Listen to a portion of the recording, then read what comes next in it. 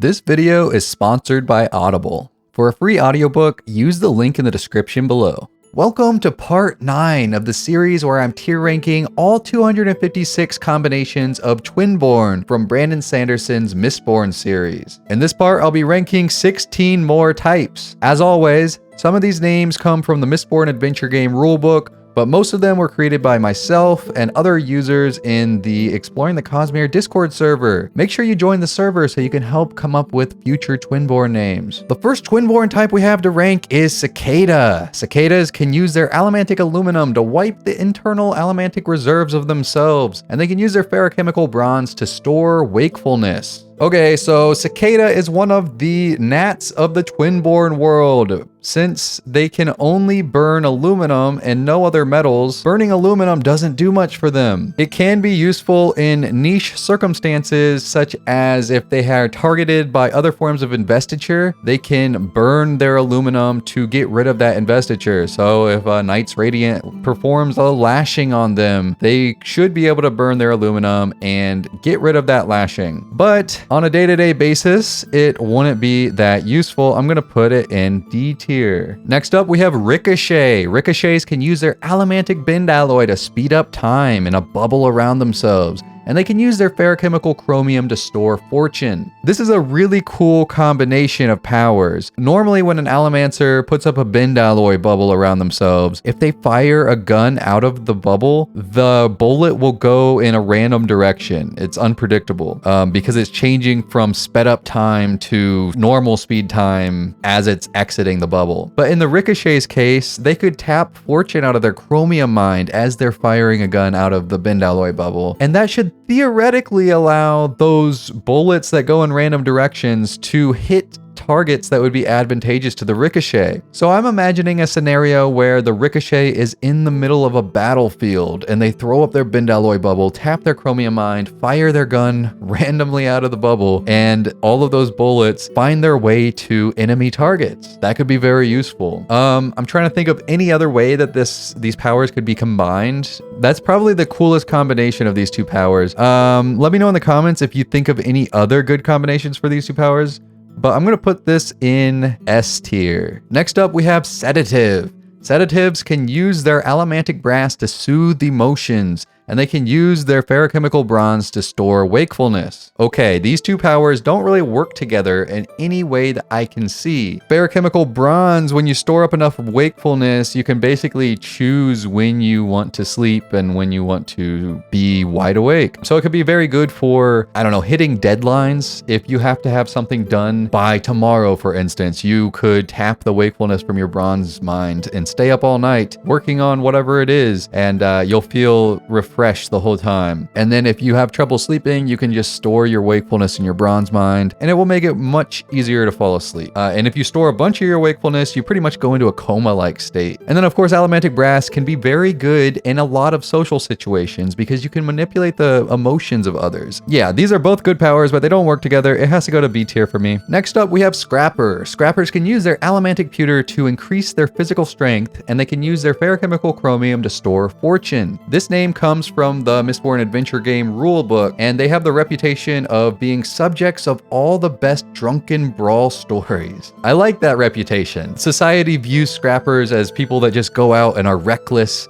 get drunk at bars or pubs, and they like to brawl because they can increase their physical strength and their physical ability in general thanks to their pewter. And since they have their ferrochemical chromium, they could be very fortunate in bar fights, I guess. I guess a scrapper would be very good in a combat situation in general. Maybe they could burn their pewter and then tap their fortune and just lash out randomly, and their blows would land in advantageous spots on their enemies. Maybe it would make it so blows that are landing on them aren't hitting vital areas. So ferrochemical chromium does have the downside of when you're storing your fortune, you're going to be less lucky. So bad things could potentially happen to you. So you probably wouldn't want to store a lot of your fortune at one time. I'm going to put Scrapper in A tier. Next up, we have Pursuer. And no, not this Pursuer. Pursuer Twinborn can use their allomantic bronze to hear allomantic pulses, and they can use their ferrochemical electrum to store determination. Okay, so normally, I really don't like ferrochemical electrum very much, because when you're actively storing your determination, you're going to be in a very depressed state, and you're going to be apathetic and not want to do anything. It sounds miserable. But then, of course, you can tap that determination at a later time, and you're going to be more focused and driven and feel more confident and on top of the world. In this case, when it's coupled with allomantic bronze, it's actually a pretty good combination. When you're burning your allomantic bronze, you can hear the pulses that are created when somebody is burning allomantic metals. You can also apparently hear the pulses from ferrochemists when they're actively either storing or tapping, but it's more difficult. There's a wob on that. I brought it up in another part of the series, so I won't right now. Oh, by the way, if you haven't seen the other parts of the series, I will link the playlist down in the description below. Make sure you check it all out so you know how these types are stacking up against each other. But yes, so whenever Allomancer is burning their allomantic bronze, they could basically be hunting down or pursuing Allomancers. They would be really good as detectives or like mercenaries or bounty hunters, that type of role. And with their ferrochemical electrum, as long as they had enough of their determination stored up, they could be actively tapping that determination and be very, very focused on their pursuit of the Allomancer or ferrochemist that they're tracking down. So I think this is a pretty good combination. It's going to go in A tier for me. Next up, we have Fader. Faders can use their allomantic cadmium to slow down time in a bubble around themselves, and they can use their ferrochemical aluminum to store identity. Ferrochemical aluminum is one of those abilities that we don't know much about. Even the terrorist community in Mistborn Era 2 doesn't know much about it. So it's hard to really rank Twinborn with this as their ability. All that we really know about it is that it is used in creating unkeyed and unsealed metal mines. You can basically blank your identity and store in another metal mine, and that will make that metal mine unkeyed. But you have to have access to other ferrochemical abilities to be able to do that. So by itself, it doesn't seem to be too useful. Reinforcing your identity, if you store up a bunch of your identity and then tap it, a bunch of it at once, you might be able to heal yourself or get yourself back to your normal state. So that could be a use of it, but I don't think we've seen that on page. So yeah, I don't think this is a good combo at all. Cadmium on its own isn't very useful as an allomantic ability. I'm gonna put this in C tier. Actually, on second thought, this is going in D tier. This is going behind Cicada. That's pretty bad because Cicada is literally a gnat when talking about Twinborn. Next up, we have Interruptor. Interrupters can use their allomantic chromium to wipe the allomantic reserves of a target, and they can use their ferrochemical zinc to store mental speed. Okay, so recall that when you're using allomantic chromium, you have to actually physically touch the target that you're wiping the reserves of while you're burning your chromium. Ferrochemical zinc is one of my favorite ferrochemical metals because storing your mental speed could be advantageous in certain circumstances, like if you want to be entertained by, I don't know, certain things that you might find stupid otherwise, right? I think life could be potentially more enjoyable if you slowed down your mental speed and you could just kind of vibe out, if you will, or veg out maybe on the couch and watch TV shows, and you won't be nitpicking every detail. But it's really good when you're tapping it because it's kind of like raising your IQ. You're going to process things faster. Now, of course, I've seen some people in the comments bring up this meme. I'm doing 1,000 calculations per second and they're all wrong. So maybe increasing your mental speed doesn't always make you more efficient. But generally speaking, I think it would make you more efficient at getting things done, understanding things, and just improving your quality of life overall. I don't think that these two powers necessarily combined in any like meaningful way. I think this is just going to go at the top of B tier for me. Next up, we have Ambassador. Ambassadors can use their allomantic brass to soothe the emotions of others, and they can use their ferrochemical copper to store memories. This could be a pretty good combination, I think. As the name suggests, if they were an ambassador or like a politician even, somebody in the public eye who is constantly going and meeting with other high-ranking officials maybe, they could have a wealth of information stored in their copper mind, and they could just draw on those stored memories in their copper Coppermind anytime they are in a debate or giving a speech. And then they could also be using their allomantic brass to soothe and kind of manipulate the emotions of the other people that they're speaking with. They could potentially even be using their allomantic brass on a whole crowd of people as they're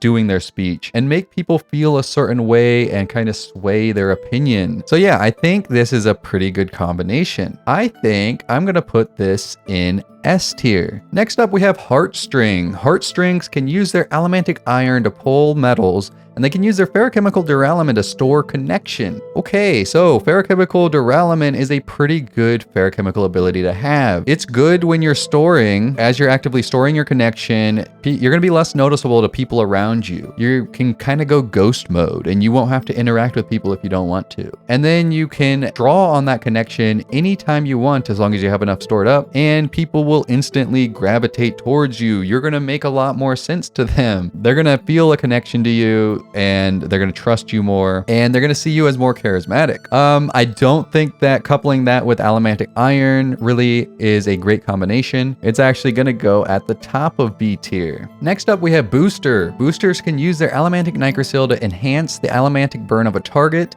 and they can use their ferrochemical pewter to store their physical strength. Now, the name Booster comes from the Mistborn adventure game rulebook, and they have the reputation of providing physical and mystical support. Yeah, this would be a great addition to an Allomancer team. They could act as the muscle of the team, and they would be great in a combat situation, but at the same time, they could be enhancing and boosting the allomancy of their teammates. They can also use their allomantic nigrosyl offensively. They could sneak up on another enemy allomancer and give them a nitro burst. And if that other allomancer is burning something like tin, they would be overwhelmed by the sensations and be kind of like blinded and deafened for a time. Ferrochemical pewter isn't as good as allomantic pewter in my opinion, because when you're storing your physical strength, you're gonna be atrophied, you're gonna look emaciated and really weak. And then whenever you're tapping that physical strength at a later time, your muscles will actually grow in size. So if you tap too much physical strength at once, you will be so bulky that it'll be hard to maneuver. But yeah, I do like this combo. I'm gonna put it in A tier. Next up, we have Juggernaut. Juggernauts can use their allomantic pewter to increase their physical strength, and they can use their ferrochemical iron to store physical weight. I think this is a great combination. So of course, allomantic pewter is very good. When you're burning your allomantic pewter,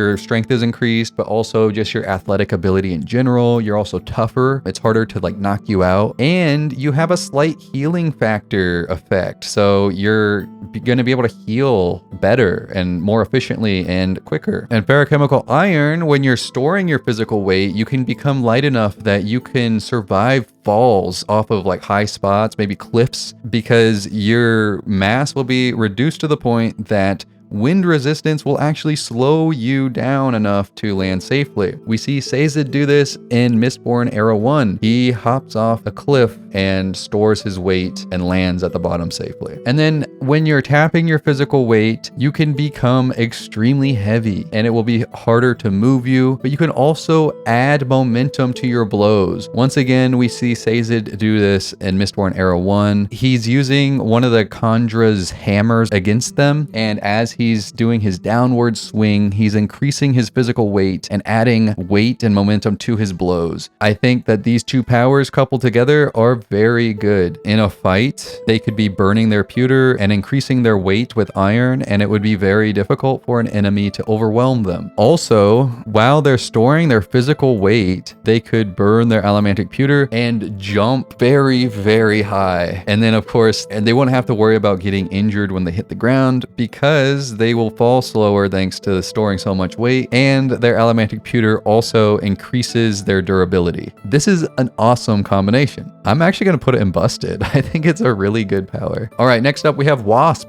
Wasps can use their allomantic aluminum to wipe the internal allomantic reserves of themselves, and they can use their ferrochemical zinc to store mental speed. Okay, so this is another example of a Nat of the Twinborn world, and I would normally put it straight to D tier, but I think that ferrochemical zinc is such a good ferrochemical ability that it's gonna boost it up to C tier. Next up, we have Big Shot. Big Shots can use their allomantic steel to push metals, and they can use their ferrochemical duralumin to store connection. The name Big Shot comes from the Mistborn adventure game rulebook, and they have the reputation of being leaders of law enforcement and gangs. Okay, that's a pretty interesting reputation, and I think it's pretty accurate. By using their ferrochemical duralumin, they can tap their connection and make people look to them as a leader. Depending on their sense of morality, they can use that for good or bad. And then of course their allomantic steel lets them fire projectiles at other people,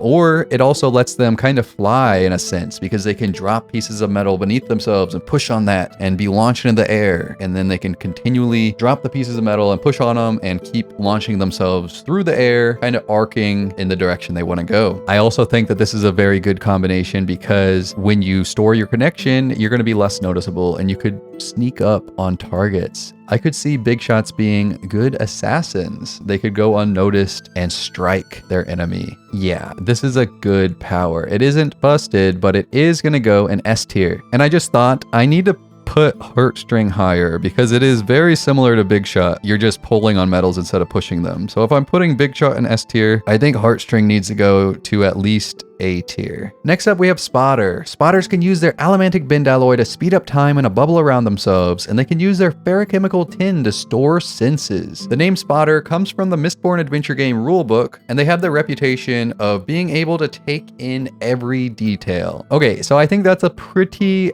good reputation, because when the Spotter is burning their allomantic bend alloy, they're speeding up time in the bubble around themselves, and everything outside of that bubble looks like it's moving in slow motion. And while they're in that bend alloy bubble, they can be tapping their ferrochemical tin mines and increasing their various senses and picking up on details that people otherwise wouldn't be able to pick up on. I think a spotter would make for a good scout. I actually think that a spotter would be really good in research as well. They could basically watch experiments happen in slow motion and just be documenting it all, tapping their tin as needed to examine things closer. This is a pretty good combination. I'm going to put it at the top of A tier. Next up, we have Spectre. Spectres can use their allomantic tin to increase senses, and they can use their ferrochemical duralumin to store connection. All right away, I think that Spectres would be very good in espionage situations. They would be amazing spies. Actively storing their connection would let them just walk into places that they would normally not be able to access, because people aren't going to notice them. And they could be burning their allomantic tin to pick up on details and listen in on conversations that a normal person wouldn't be able to notice. And if for some reason they were caught in an area they weren't supposed to be in, they could tap that connection and make the person that caught them look at them in a friendly manner. All right, Spectre is going to go in A tier for me, and Pursuer is actually going to drop down to the top of B tier. The last type for this part is Quickwit. Quickwits can use their allomantic tin to increase their senses, and they can use their ferrochemical zinc to store mental speed. The name Quickwit comes from the Mistborn adventure game rulebook. They have the reputation of adjusting plans at lightning speed. I don't think this is necessarily a great combo. I guess maybe they could be burning their allomantic tin and tapping their ferrochemical zinc at the same time, and they could probably pick up on